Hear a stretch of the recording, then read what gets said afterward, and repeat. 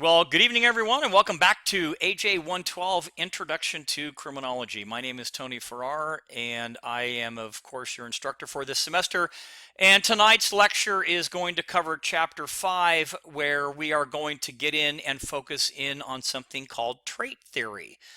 This chapter has a lot of information, so I'm going to try to get as much as I can in within the 60-minute time period. So reading those key terms ahead of time and looking at some of those questions at the end of the chapter would definitely benefit you in this particular chapter. So let's go ahead and just jump right in. So what are we doing tonight? Well, we're going to look at the development of trait theory and see how it fits into this realm of criminology. We're going to look at the differences, if you will, between biochemical conditions that produce crime, and look at some different theories when we talk about biochemical trait theories, if you will. We're going to look at the link between genetics and crime, and also list some of the elements of what we call the psychodynamic perspective.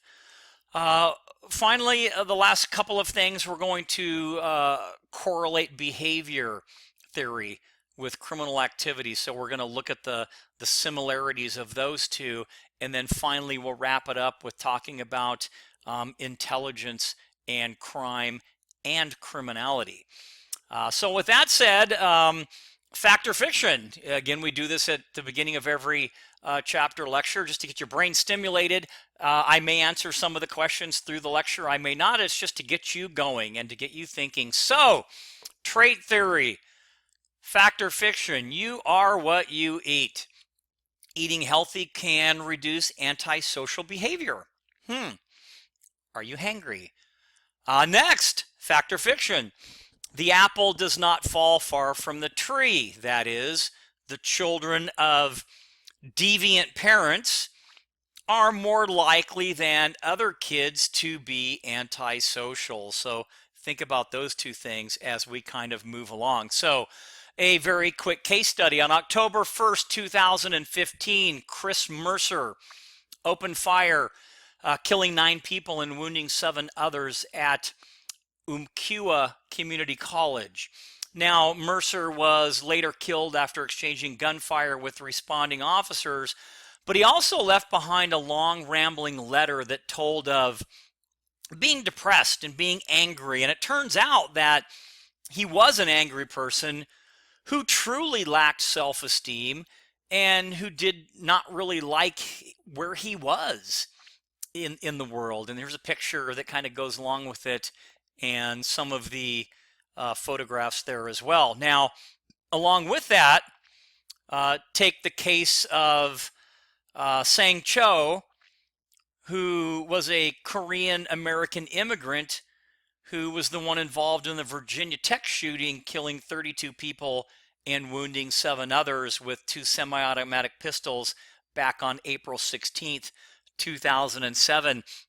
And he also left behind a letter that talked about his story and some of the issues that he had going on as well. So I have a link to the story, and you can go there if you want to and look up a little bit more. And in that was also some information about another shooting that took place. And it's listed right here. It's the Vester Flanagan shooting. So, these senseless tragedies, senseless tragedies like these help kind of convince some criminologists that the root cause of crime may be linked to perhaps mental health or a physical abnormality. I mean, how could a young man such as Chris Mercer engage in mass murder unless he was suffering from some type of mental instability, right? Or collapse, or he was just crazy. And yet, in the aftermath of a lot of these killings, and this one as well, there seemed to be ample evidence that he was under some type of psychological stress. And these events remind us that, at least in some cases, it is hard to conclude that crime is a matter of rational choice rather than being rational. Crime is anything but. I mean, take for instance the case of Jared Lee Lautner, a deeply disturbed person who on January 8th, 2011, opened fire in a supermarket parking lot in Arizona in an attempt to kill Congresswoman Gabrielle Giffords. And before that shooting ended, 6 bystanders had been killed. So, why would people like Mercer and Lautner, who had at one time attended college and gone out on dates and had friendships and engaged in mass murder, um, unless they were suffering from some type of instability, right? Or craziness. But let's kind of look into it a little bit deeper and look at this face. Um, Take a second and let it kind of sink in, and then we'll move on to this development of trait theory and talk a little bit about it. So, as you may recall, back in chapter 1, the view that criminals have physical or mental traits that make them different and abnormal is not restricted to just movie plots, but began with the Italian physician and criminologist that we know, Cesare Lombroso, and his contemporaries who conducted the first scientific studies of crime.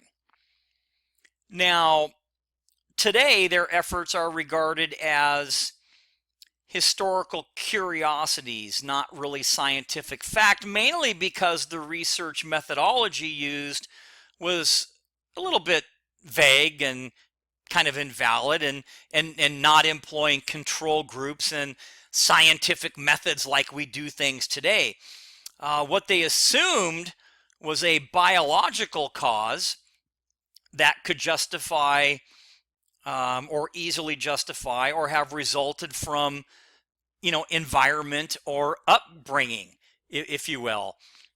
And as criticism of biological explanations mounted, the view that human traits were responsible for antisocial behaviors kind of fell out of favor and were abandoned in the early 12th century.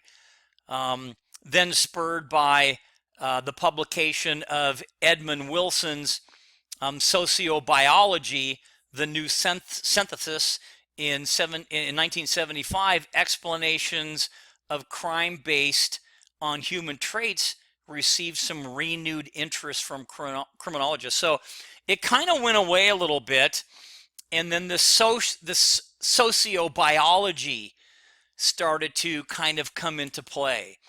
And what sociobiology stresses are some of these principles that we'll talk about in a few minutes. So sociobiology is the view that human behavior is motivated by inborn biological urges to survive and preserve the species. So simply put, sociobiology assumes that while social behavior is genetically transmitted, it adapts to and is shaped by some of these environmental conditions, and we'll look at some of these different things here in just a minute. So sociobiology, the view prompted again some criminologists to conclude that personal traits may help explain why, when faced with the same life situations, one person commits a crime and the other obeys the law. And it's kind of interesting when you look at the dynamic of twins, on how sometimes they are pretty similar, but yet sometimes they're not. So what are some of the, under sociobiology, what are some of the things that it stresses? Well, the principles that are stressed are behavioral traits are shaped by both inherited traits and the environment, and that biological and genetic conditions affect how social behaviors are learned and perceived, and that behavior is determined by the need to ensure survival of offspring and replenishment of the gene pool, and finally, biology, environment, and learning are mutually independent factors. So kind of to sum it up again, simply put, sociobiology assumes that while social behavior is genetically transmitted, again, it adapts to and is shaped by existing environmental conditions. And this particular view revived interest in finding a biological or physiological basis for crime and delinquency. It prompted some criminologists to conclude that personal traits must be what separates the deviant members of society from the non-deviant. And possessing these traits may help explain why, again, when faced with the same life situations, one person commits a crime where another tends to obey the law. So, let's kind of move into trait theory itself. So we talked a little bit about development, but let's get into some contemporary trait theory. So for years, many criminologists, again, ignored any linkage between traits and crime. And to suggest so would mean that personal differences and not social factors such as poverty and racism were responsible for antisocial behavior. Now, today that view is softening, and trait theory has entered the criminological mainstream. As one criminologist put it, John Paul Wright and Francis Cullen, and they said this: the ideological dam preventing the development of biosocial perspectives is weakening and has sprung some leaks. The reality that humans are biological creatures who vary in biological traits is becoming too obvious to ignore. So we're starting to see this trait theory thing kind of come back into reality a little bit. So unlike their forebears, these contemporary trait theorists, they don't suggest that a single biological or physiological attribute adequately explains all criminality. Rather, each offender is considered physically and mentally unique, so there must be different explanations for each person's behavior, right? There's got to be some kind of a reason. And think about these different, crimes when you look at some of the school shootings or some of the theater shootings, Virginia Tech, Columbine, stuff like that. Think of the differences in some of these individuals, or are there some unique characteristics? Now, some may have inherited criminal tendencies. Others may be suffering from neurological problems, and still others may have blood chemistry disorders that heighten their antisocial activities.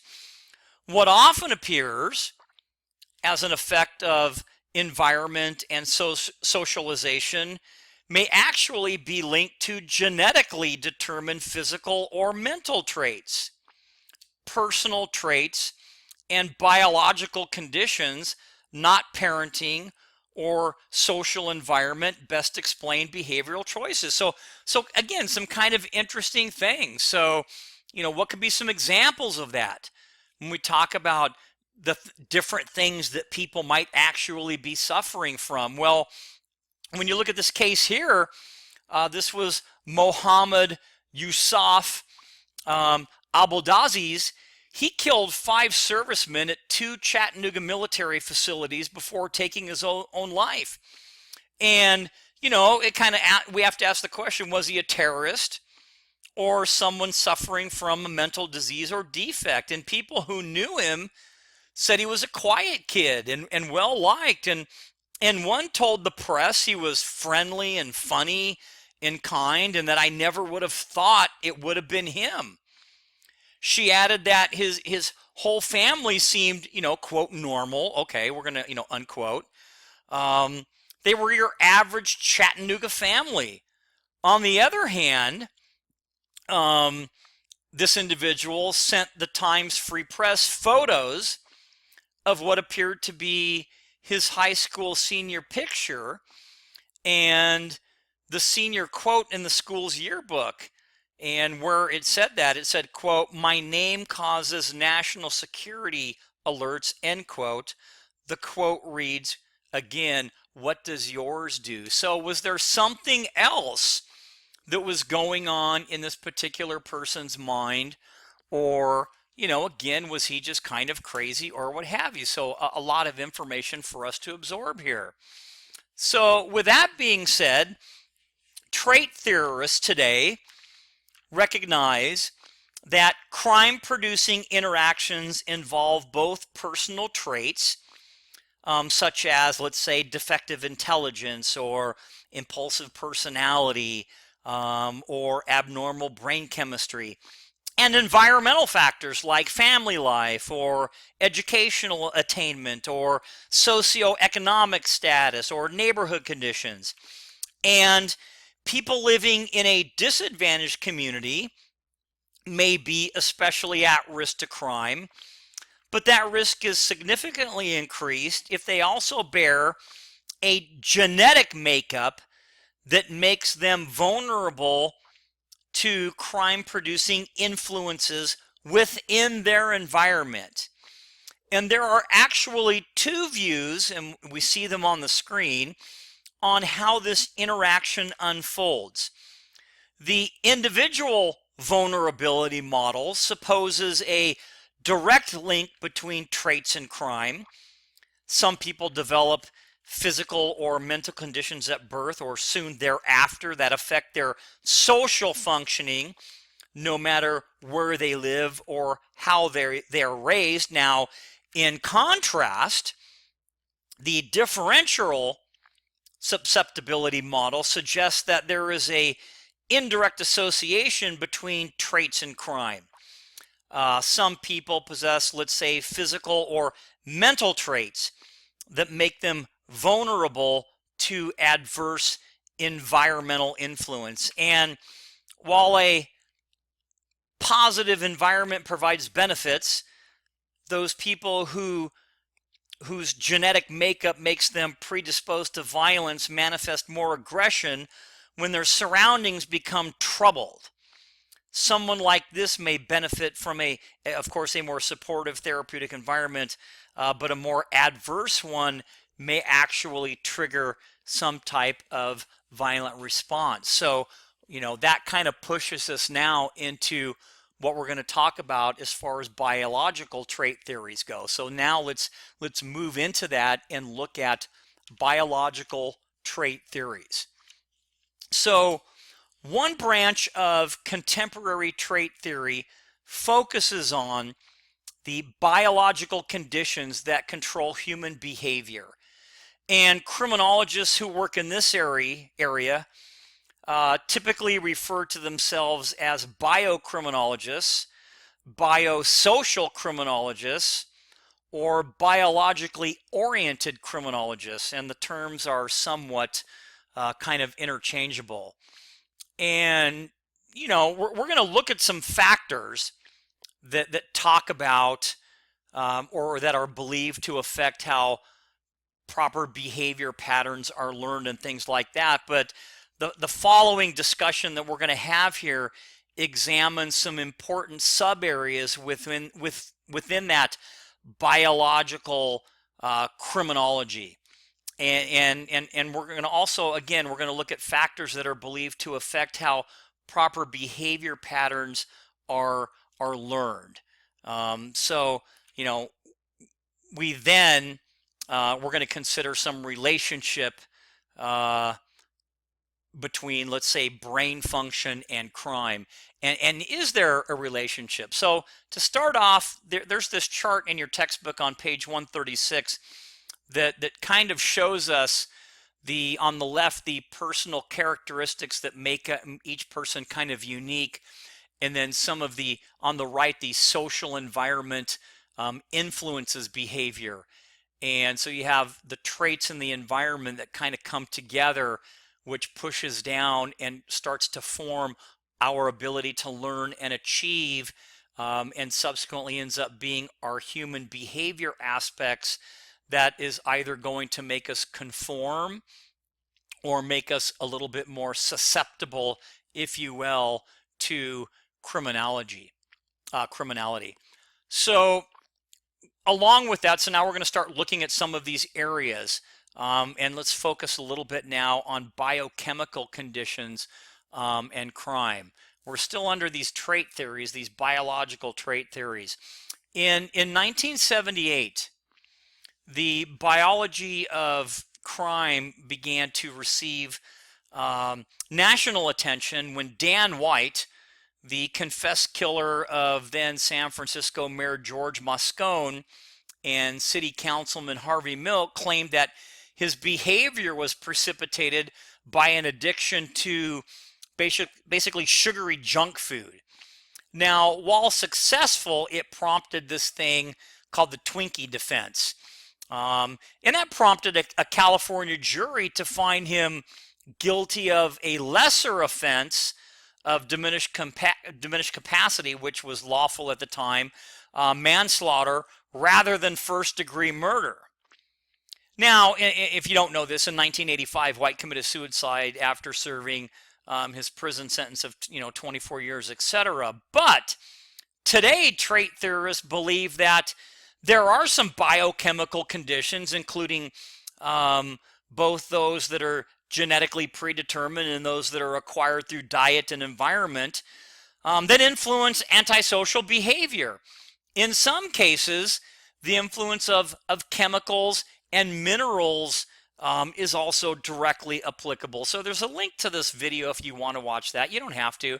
And then there's one that shows you the Twinkie defense if you want to kind of look at that. But here, again, we're going to talk about, biochemical conditions, and crime, and look at some of the factors.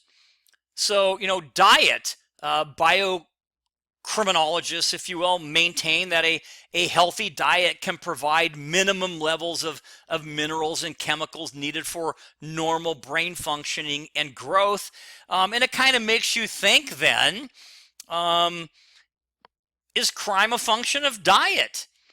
And can that actually make us, can you get so hangry, I guess is a good way of putting it, to where you might become involved in criminality? Are these biochemical factors, are they linked to criminality? And that's kind of what we're looking at here.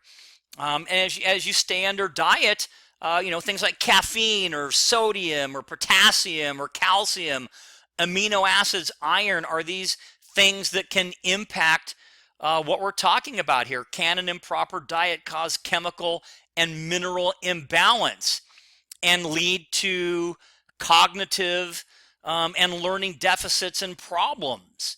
And can these factors in turn be associated with antisocial behavior? Again, kind of an interesting thing.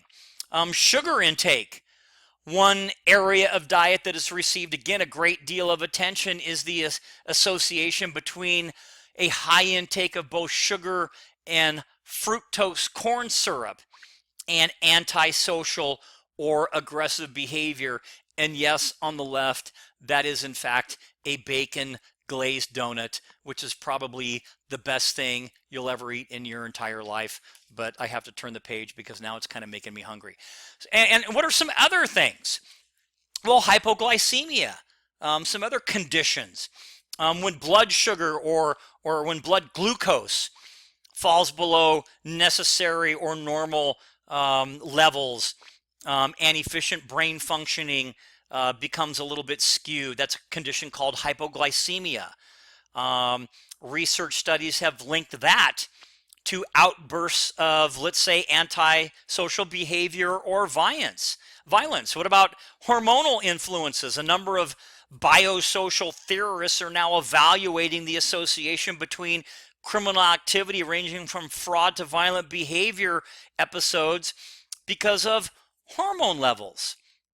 And what about testosterone, the most abundant androgen, which controls secondary, let's say, sex characteristics such as facial hair and voice, has been linked to criminality and violence. Research conducted on both human and animal subjects has found that prenatal exposure to high levels of testosterone permanently altered behavior.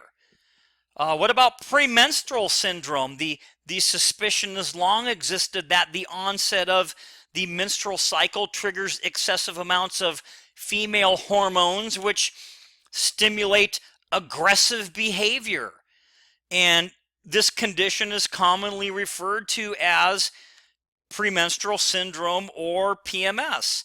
And the link between PMS and delinquency was first popularized about 40 years ago by Catherine Dalton, whose studies of English women indicated that females are more likely to commit suicide and to become aggressive and otherwise antisocial just before or during this particular time. So, I mean, there's a lot of things that lead into this. What about lead exposure? Exposure to lead has been linked to emotional and behavioral disorders. This association is especially important because so many children have suffered harmful levels of lead exposure. And then even environmental contaminants. Research has linked prenatal exposure to what we call PCBs, to lower IQ and attention problems, both considered risk factors for serious behavioral and learning problems. So again, this is the list of some of those biochemical conditions in crime and crime. So another quick thing to look at: on March 17th, 2014, a young lady by the name of Ebony Wilkerson was charged with attempted murder for driving her 3 kids into the ocean. And at the time of the incident, her glucose level was 44. Now, a normal reading would have been between 70 and 80. Her heart, it was actually at 146 beats per minute. Could her actions have been caused by hypoglycemia that affected her thought process when she drove her car into the ocean with her kids in it? I mean, it is something to think about. Now, some researchers focus their attention on other things. And now we're going to move into like psychosocial conditions. So we're going to look at neuro kind of physiology, if you will. So a lot of researchers now are moving their attention to this neurophysiology, the study of brain activity. And it's actually kind of cool. So it's using brain scanning techniques such as MRIs or PETs, brain electrical activity mapping called BEAM, and in order to assess areas of the brain to see if they are linked or that they can link that to antisocial behavior. I probably have a couple of pictures later on, and I threw this in here just to understand that, there's a video there that talks about reading your mind and using brain scans, and that may be something later on that's going to move into the realm of criminology or the criminal justice system.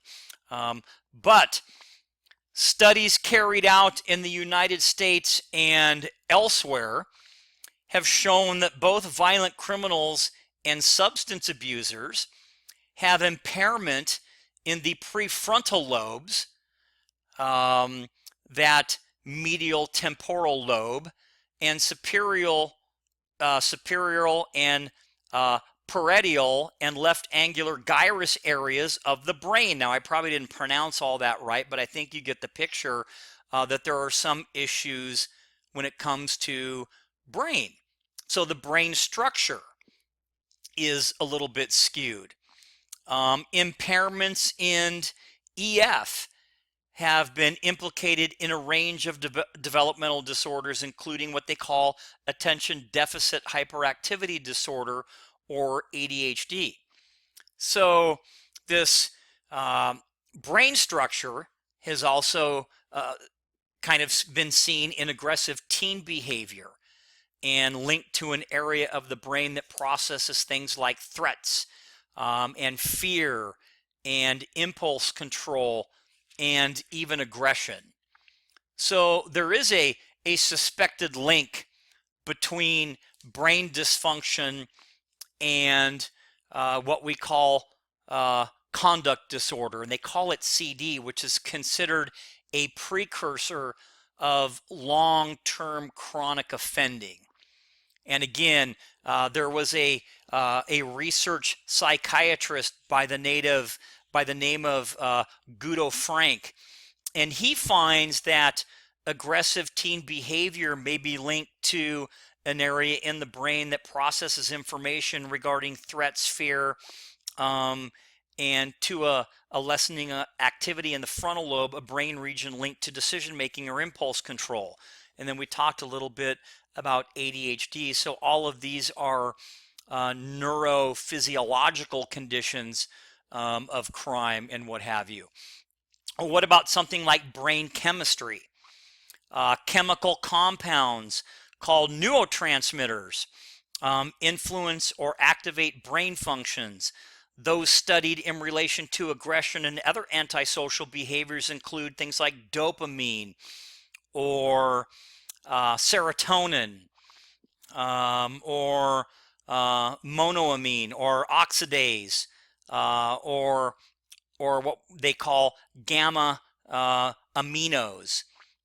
All of these are chemicals that are associated with aggression, and research efforts have linked low levels of MAO in high levels of violence and property crime, as well as defiance of punishment and impulsivity and hyperactivity and poor academic performance and sensation seeking and risk taking and even recreational drug use. So evidence again has shown that abnormal levels of certain chemicals are linked to aggression. So you could say to some degree that criminals might suffer from some type of brain impairment. Well, what about genetics? And it's interesting here when you talk about genetics and crime. Another biosocial theme is that the human traits associated with criminality have more of a genetic basis. Over the course of human history, the most aggressive, violent people have gained reproductive advantages that ensure survival of their genetics and have created a population of aggressive young males. The genes that produce aggression are still present in the population, and those that inherit them are in fact responsible for violent crimes. So another biological theme is that the human traits associated with criminality can have a genetic basis. And the gene crime association may be direct. One, antisocial behavior is inherited. Two, the genetic makeup of parents is passed on from children. Or three, genetic abnormality is directly linked to a variety of different antisocial behaviors. Now, whether it's direct or indirect, the genes crime relationship has been explored by a number of different methods, and we'll kind of look at some of those right now. We'll kind of take a peek at those. The first one is parental deviance. If criminal tendencies are inherited, children of criminal parents should be more likely to become law violators. Kind of a significant relationship, if you will. So there's a number of studies that have found that growing up in a family with criminal or otherwise troubled parents does have a powerful influence on criminal behavior. Adoption studies. The biological parent criminality strongly influenced the criminal behavior even if the adopted parent was non-criminal. So several studies have indicated that some relationships exist between biological parents' behavior and the behavior of their children, even when they've been adopted at birth, and have had no contact with that criminally involved parent. Does that kind of make sense? So again, kind of an interesting thing. Twin behavior, interesting for me because I have twin daughters. If in fact inherited traits cause criminal behavior, we might expect that twins would be quite similar in their antisocial activity.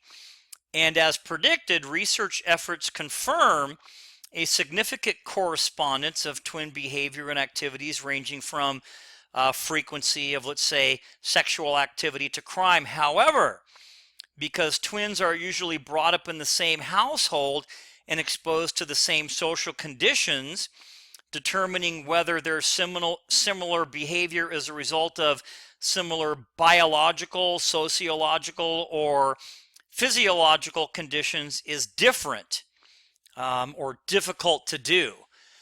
So there's a couple of definitions that are in there when you talk about twin behavior. And I'll kind of go over those quick.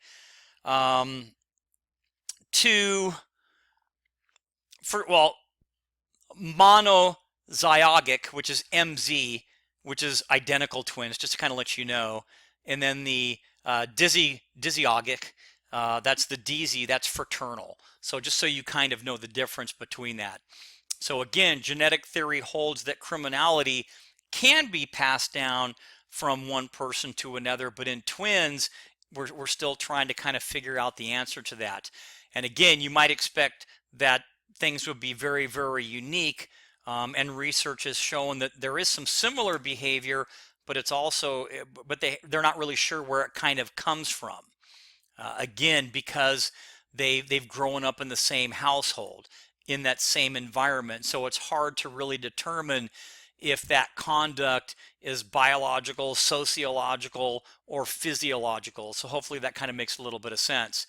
Now, some criminologists believe that the human traits that produce violence and aggression have been advanced by the long process of human evolution, and we're going to kind of talk about that in just a second. Before we get to that, I want to hit this one last point. Is crime inherited? Now, those who support a gene-crime relationship, again, maintain that antisocial behavior is roughly 50% heritable. Some calculate that the influence of genes on deviant behavior may be as high as 85%. Genetic influences appear strongest for chronic offenders whose behavior is persistent, severe, and involves unemotional symptoms such as lack of remorse. And these conditions have been linked to crime and antisocial behavior. Now, needless to say, of course, the debate over heritability, if you will, of criminal tendencies kind of remains wide open, or a wide open issue among criminologists. Now back to the evolutionary views of crime. So some criminologists also believe that human traits produce violence and aggression and have been advanced along by the process of evolution. According to this view, the competition for scarce resources has influenced and shaped our species, and over the course of human existence, people whose personal characteristics enable them to accumulate more than others were the most likely to breed successfully, have more offspring, and genetically speaking, dominate that particular species. And part of that, the evolution of gender and crime includes a couple of different subcategories, and that's kind of where we're going to go right now. So we're going to look at the evolution of gender and crime focuses on a couple of things: the gender differences, the survival of the gene pool, and the fact aggressive males have had the greatest impact on that particular gene pool. So again, kind of an interesting thing when you talk about evolution. Now, I don't want you to get all kind of like freaked out because I know these are so many terms, but I put the chart in here again where you can look at the difference. When you look at these different trait theories, these are all biological trait theories. Okay, here's what it is, the name, and here are some of the things. So it makes it easy for you to kind of follow along. Now let's move on to the psychological type trait views. Or in this case, we're going to look at the psychodynamic perspective and what that really means. Let me back up really quick though and make sure that we don't pass the psychological trait view. The second branch of trait theory focuses on the psychological aspect of crime, including associations among intelligence, personality, learning, and criminal behavior. And this view has a long history, and psychologists and psychiatrists and other mental health professionals have long played an active role in formulating criminological theory. Among 19th century pioneers in this area were Charles Goring and Gabriel Tarde. Goring studied 3,000 English convicts and found little difference in the physical characteristics of criminals and non-criminals. However, he did uncover a significant relationship between crime and a condition he referred to as defective intelligence, which involves such traits as epilepsy and insanity and social instinct, etc. So I didn't want to pass over that piece without you kind of knowing about it, but we're time strapped, and now we're going to push into the psychodynamic perspective. So again, as I said, the second branch of trait theory kind of focuses on the psychological aspects of crime and behavior. And one of the more famous psychodynamic aspects, if you will, was originated by Sigmund Freud. And it has remained a prominent segment of psychological theory ever since. And Freud believed that we all carry with us the residue, if you will, of the most significant emotional attachments of our childhood, which then guides our future interpersonal relationships. And without going into a big thing, because we could spend a lot of time on this, we'll just look at the id, the ego, and the superego. So the id is the primitive part of people's mental makeup. Present at birth, that represents unconscious biological drive, the instant gratification without concern for others. The ego is part of the personality developed in early years in childhood that helps control the id and keeps people's actions within those boundaries of social convention. And then finally, the superego is part of the personality representing the conscience, formed in early life by internalization of the standards of parents and other models of behavior that you've had in your life. It is the moral aspect of people's personality. It kind of judges their own behavior.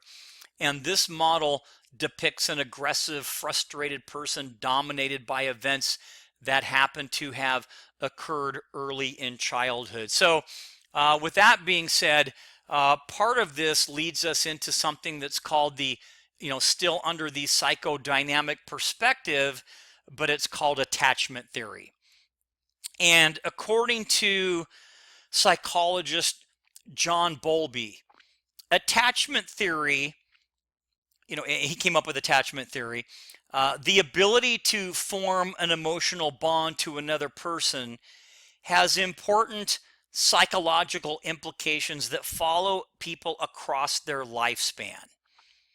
And attachments are formed soon after birth when infants bond with their mothers, and babies will become frantic and crying and clinging to prevent that separation or to reestablish contact with that missing parent.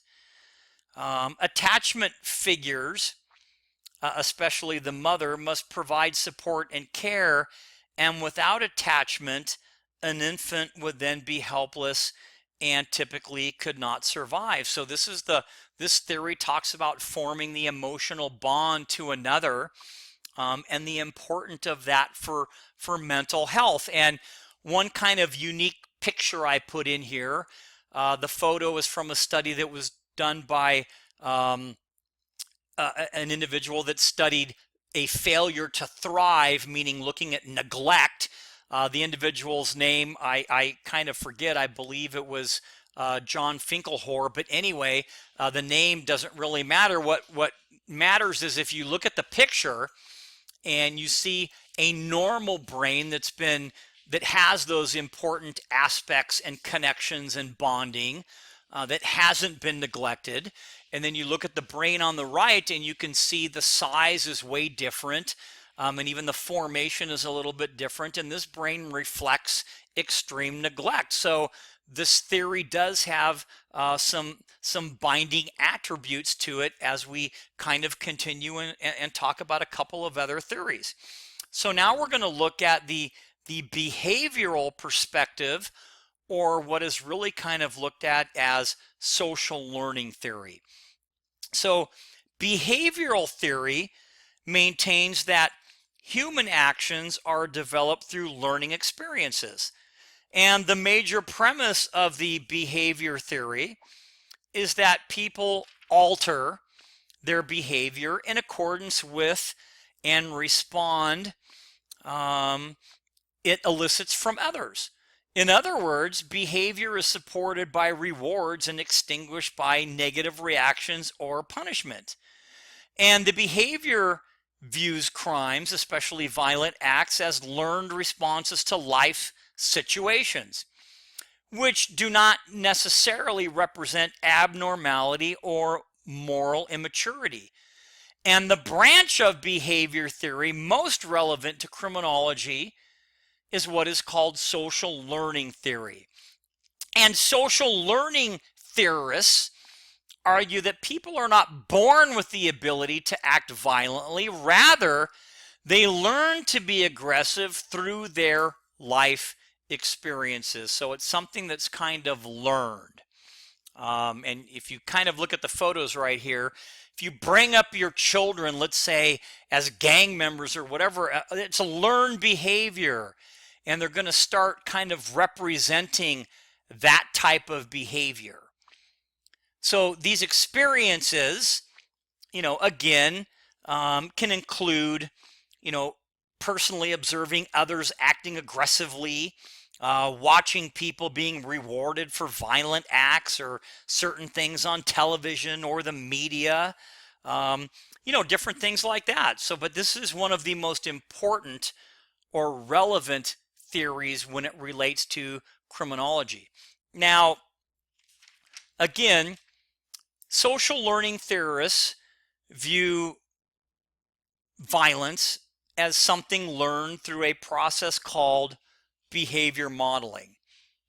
And in modern society, aggressive acts are usually modeled after three different principles: either family interactions, environmental experiences, or mass media. But to give you the definition of behavior modeling, the process of learning behavior, typically aggression, by observing others, or as we look at these three different pieces right here. Okay, so family interactions. Studies show that aggressive children have parents that might be aggressive or use aggressive tactics when dealing with others. We talked about environmental experiences. People who reside in areas where violence tends to occur daily are more likely to act violently than those who maybe dwell in low crime areas whose norms stress a more conventional or different type of behavior. And then finally, mass media. Remember, we're looking at those three principal sources under social learning and violence. Films, video games, TV shows, they commonly depict violence and graphically. And violence is often portrayed as acceptable, especially for for heroes who never have to face the legal consequences for their actions, and viewing violence is believed to influence behavior in a lot of different ways. So when you watch TV, now, yeah, these are some of my favorite programs, but The Walking Dead or Blacklist or NCIS, these are all great. But watching this could kind of possibly skew somebody.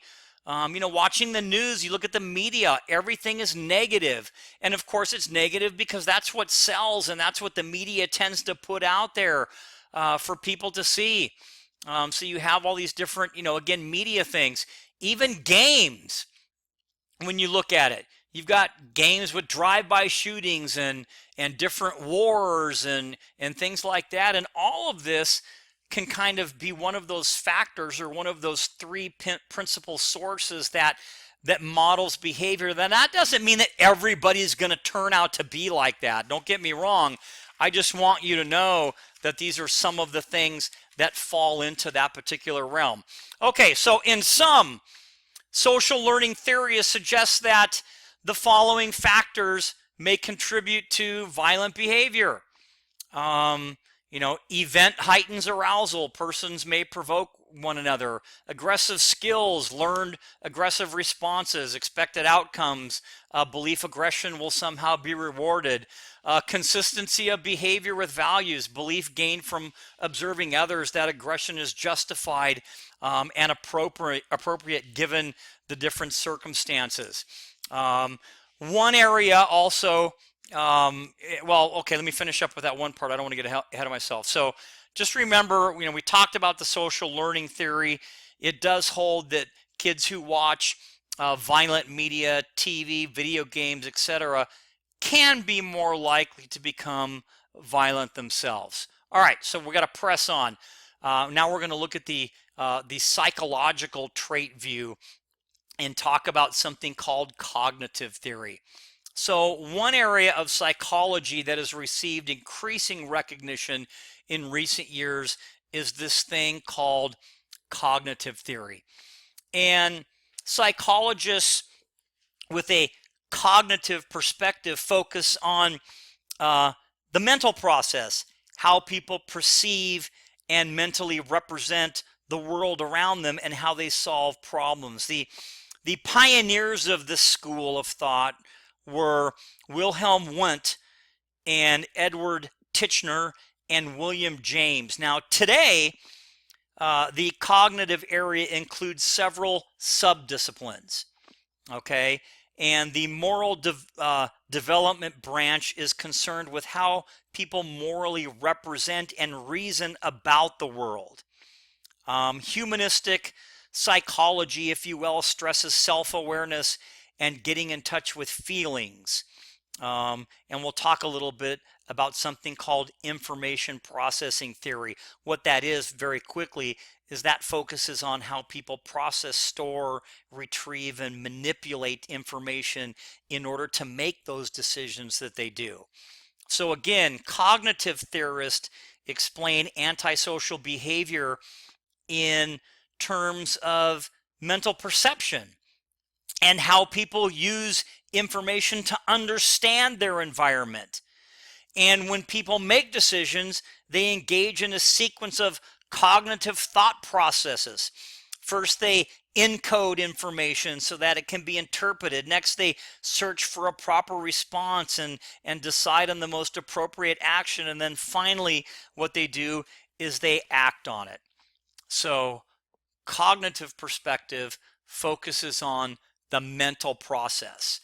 The information processing theory, we talked a little bit about that, focuses on how people process that information. So again, cognitive theorists explain antisocial behavior in terms of mental perception and how people use information to understand the environment.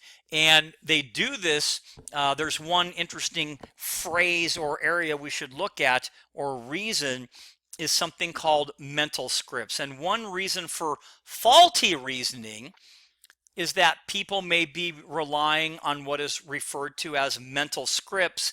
This is learned in childhood that tell them how to interpret events, what to expect, how they should react, and what should be the outcome of the interaction. And some may have learned improper scripts because as children, perhaps they were exposed to violence.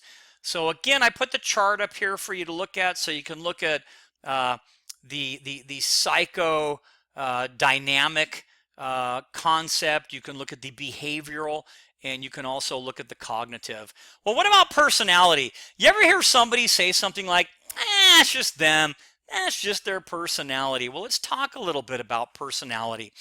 Personality can be defined as the reasonable or reasonably stable patterns of behavior, including thoughts and emotions that distinguish one person from another, because we all have our own personality. One personality reflects a characteristic way of adapting life's demands and problems. And the way we behave is in fact a function of how our personality enables us to interpret life's events and make appropriate choices. So, can the cause of crime be linked to personality? Is that a possibility? Well, several research efforts have attempted to identify criminal personality traits, and surveys show that traits such as impulsivity, hostility, aggression are highly correlated with criminal and antisocial behavior. And personal feelings and emotions have been found to shape behavior. Take, for instance, feelings of regret. People who are remorseful and feel bad about their prior bad acts are less likely to recidivate, meaning like do something again, than those who are neither contrite nor apologetic. So again, some kind of interesting stuff when you talk about that. And Hans Esnick did some research that talked a little bit about extroversion and neuroticism and psychocism. And it gave us a little bit more information on personalities and what they mean. So personality defects have been linked not only to aggressive antisocial behavior, such as assault and rape, but also to white-collar crime. And again, this particular individual, Hans Esnick, model contains 3 elements, and I just kind of listed them to you, that he believes associates personality traits with crime. So as you kind of look at these, and I don't have time to really go through each one, but you can take a look at some of these, and some of these you've probably heard about, and some of them maybe you haven't. You can, let's take a quick look at the psychopathic and the antisocial personality. This is a combination of traits and inability to empathize with others that make a person prone to deviant behavior and violence. So again, a couple of different things that are there. Antisocial personality, just to give you the definition, this is a combination of traits again, impulsivity or hyperactivity that make a person prone to deviant behavior and violence. It's also referred to a little bit as sociopathic or even psychopathic personality. There are also a couple of other theories that fall into where we're going to go now, which is intelligence and criminality. So early criminologists maintained that many delinquents and criminals have below average intelligence and that low IQ causes their criminality. However, there was a disagreement over the development of basically intellectual ability. Some believe that law violators had inherently substandard intelligence and thus were naturally inclined to commit crimes. These proponents of what we call nature theory argue that intelligence is largely determined genetically, that ancestry determines IQ, and that low intelligence as demonstrated by low IQ, is linked to criminal behavior. In contrast, proponents of nurture theory, okay, so we talked about nature theory, this is nurture, argued that environmental stimulation from parents, relatives, social contacts, schools, peer groups, and others accounts for a child's IQ level, and that low IQ may result from environmental or from an environment that also encourages delinquent or criminal behavior. Thus, if low IQ scores are recorded among criminals, the scores may reflect the criminal's cultural background, not their inherited mental ability. And these ideas led to this nature versus nurture controversy. So that's the difference kind of between those two. There's also some information from Travis Hershey and Michael Hindelang that suggests a link exists between intelligence and crime. Low IQ in youth cause poor performance in school, and school failure is therefore highly related to delinquency and adult criminality.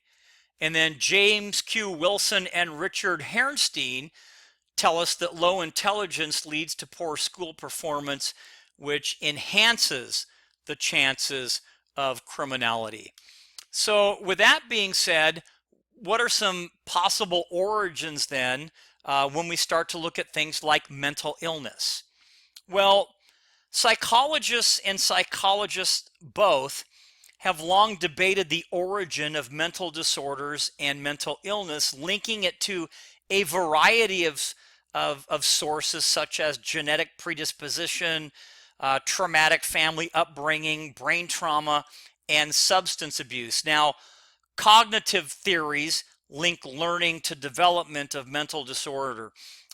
Children growing up in an abusive home may be rewarded by not getting beaten if they learn to be quiet or introverted and withdrawn, a condition that often leads to things like depression. Now, regardless of its source, criminologists have connected antisocial behavior to mental instability and turmoil, and offenders may suffer from a wide variety of mood or behavior disorders, rendering them depressed or antisocial or even narcissistic. A couple of definitions: schizophrenia, a severe disorder marked by hearing non-existent voices or seeing hallucinations or exhibiting inappropriate responses; or bipolar disorder, which is an emotional disturbance which moods alternate between periods of wild elation and deep depression. So, again, a lot of critics argue that some trait theories as well are a little bit, I don't know, let's just go ahead and say it, that they're a little bit racist and faulty, and that it implies that people in certain geographic areas and large cities are predisposed to criminality. Now, contemporary trait theorists, they maintain that some people have potential to be violent or antisocial, and antisocial behavior occurs when the pre-existing tendencies that people have are in fact triggered by certain environmental conditions. And you can look at, again, some of the school shootings that you kind of think about what may have gone through these individuals' minds when they're doing, when they're dealing with these types of thoughts. So Adam Lanza is one of the things when you talk about the Newtown massacre back in December of 2012, when he shot his mother at the house and then took her car to Sandy Hook Elementary School, where he shot and killed 20 first graders aged 6 and 7, 6 adult teachers, and school employees. And after firing all of those shots, Lanza, fatally shot himself in the head as first responders began to arrive. So, again, are some of these links legitimate that we're kind of talking about. And there's a little bit more information on that shooting, and you can go to the videos if you actually want to take a look at that. All right, so we're getting very close. We're running over a little bit of time, but we have one section left, and we're going to talk about social policy and trait theory. So for quite some time, biological and physiological views of criminality have influenced crime and control and prevention policy. And the result has been primary prevention programs. And what those are programs that seek to treat personal problems before they manifest themselves into crime. And to this end, thousands of family therapy organizations, substance abuse clinics, and mental health associations operate throughout the United States.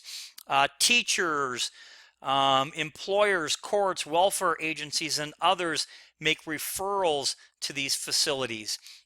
Now, these services are based on the premise that if a person's problems can be treated before they become overwhelming, some future crimes will be prevented. Secondary prevention programs provide treatment such as psychological counseling to youth and adults after they have violated the law.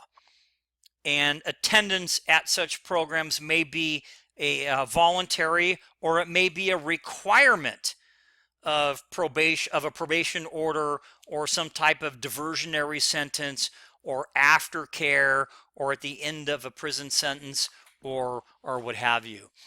Okay, a lot of information I know we covered, but we came very, very close to our target time of 60 minutes, or over just a tad. I apologize. Please take a look at the key terms located at the end of your textbook, along with reviewing the critical thinking questions, just to keep your mind moving and to try to add a little bit more context to a lot of the information that we went over. So that's going to conclude our lecture on Chapter 5. Until next time.